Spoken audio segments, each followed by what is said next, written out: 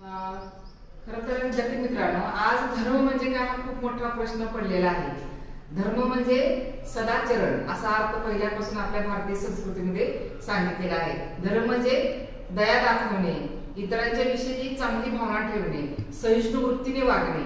खरं तर आपली भारतीय संस्कृती पहिल्यापासून आहे. पण आता आपण म्हणणार होते हर्षवर्धनचं धार्मिक धोरण कसं होतं. म्हणजे सम्राट हर्षवर्धन याने काय नेमकं केलेलं आहे की ज्याला म्हणतात की दानशूर तो राजा होता.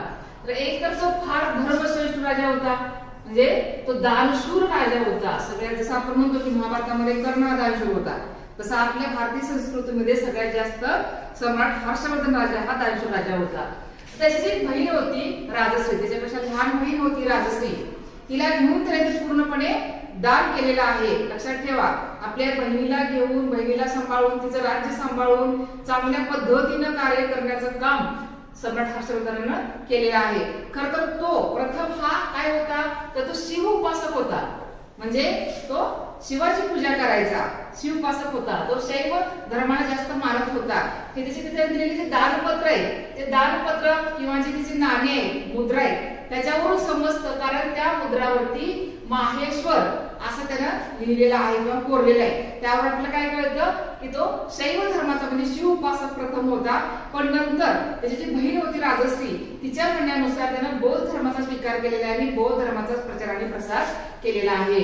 आता बौद्ध धर्मामध्ये काय सांगितलेलं आहे की अहिंसा अत्यंत महत्वाची आहे. बौद्ध धर्मामध्ये अहिंसा सांगितलेली आहे, सत्य बोला सांगितलेलं आहे.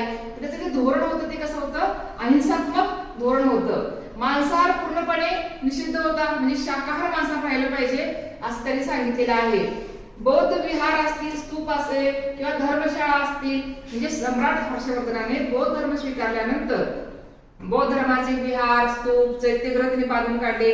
फक्त बौद्ध धर्माचंच नाही, त्यांनी धर्मशाळा सुद्धा बांधून काढलेले आहेत. त्यानंतर रस्ते चांगले केलेले होते, विहिरी खोदलेल्या होत्या. म्हणजे लोकांना ज्या टाइमात ते जायचे यायचे व्यापार व्हायचा तेव्हा त्या दोन्ही रस्त्याच्या बाजूला झाडं लावले आणि विहिरी पण त्यांनी खोदलेल्या होत्या, जेणेकरून जास्तीत जास्त लोकांना आनंद मिळेल. परत त्यानंतर त्यांनी काय केलेलं आहे की कनौज येथे इसवी सन 643 मध्ये, इसवी सन 643 मध्ये त्याने एक धर्म परिषद घेतलेली होती. म्हणजे नेमका धर्म काय आहे, धर्म म्हणजे नेमकं काय आहे, म्हणजे हिंदू धर्म, त्यावेळी जैन धर्म आणि बौद्ध धर्म, या तीन धर्मात नेमकं काय सांगितलेलं आहे याविषयी वादविवाद व्हावेत, त्यातून चर्चा व्हावी आणि चांगलं धर्म काय आहे ते बाहेर येण्यासाठी त्यांनी काय केलं होतं, धर्म परिषद भरवलेली होती. यामध्येच लक्षात ठेवा की युआन चांग जो चीनी प्रवासी होता, आपण बघितलं हुएत संघ त्याला म्हटलं जात होतं, तर तो युआन चांग महायान धर्म हा किती, महायान पंथ, बौद्ध धर्मामध्ये हीन आणि महायान हे दोन युआन चांग म्हणजेच हुएत संघ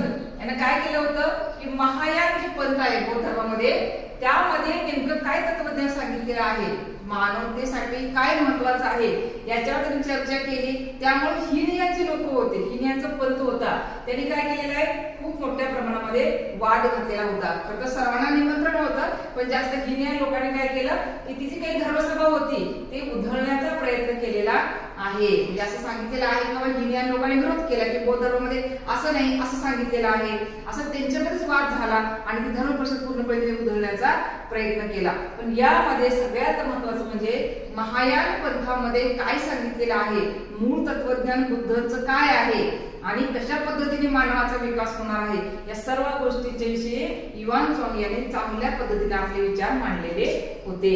आता सम्राट हर्षवर्धन काय केलेलं आहे की दर 5 वर्षांनी प्रयाग येथे पंचवार्षिक महोत्सव सुरू केलेला होता. पंचवार्षिक महोत्सव म्हणजे काय, तर दर 5 वर्षानंतर एक मोठ्या पद्धतीने एक महोत्सव करायचा आणि त्यामध्ये सर्वस्वी दान करून टाकायचं. म्हणजे दर 5 वर्षांनी गंगा आणि यमुना नदीच्या संगमावरती तो काय करायचा, मोठा मंडप टाकायचा आणि तिथं सगळ्या गोर गरिबांना जी 5 वर्षांमध्ये संपत्ती कमवलेली होती ती संपूर्ण संपत्ती ही दान स्वरूपात देऊन टाकायची. शेवटी तर अंगावरचे वस्त्रे सुद्धा तो देऊन टाकायचा आणि तिची जी बहीण आहे राजश्री, त्या राजश्रीकडून जुने वस्त्रे मागून घ्यायचा आणि ते स्वतः वस्त्रे घ्यायचा. म्हणजे 5 वर्षांमध्ये जेवढं काही त्याने कमवलेलं होतं ते सर्व गोर गरिबांना आणि जनतेला दान देऊन टाकायचं आणि स्वतः साधे जुने कपडे घालून तो राजमहालामध्ये जायचा. लक्षात घ्या, यावरून काय लक्षात येतं की तो किती मोठा दानशूर राजा होता. आज सगळं कलेक्ट करायसाठी किंवा गोळा करायसाठीच लोक बसलेत असं वाटतं,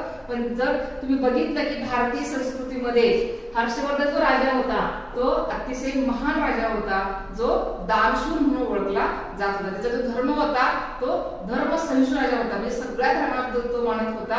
पण त्याने बौद्ध धर्माचा जास्त प्रचाराने प्रसार केलेला आहे. समजलं?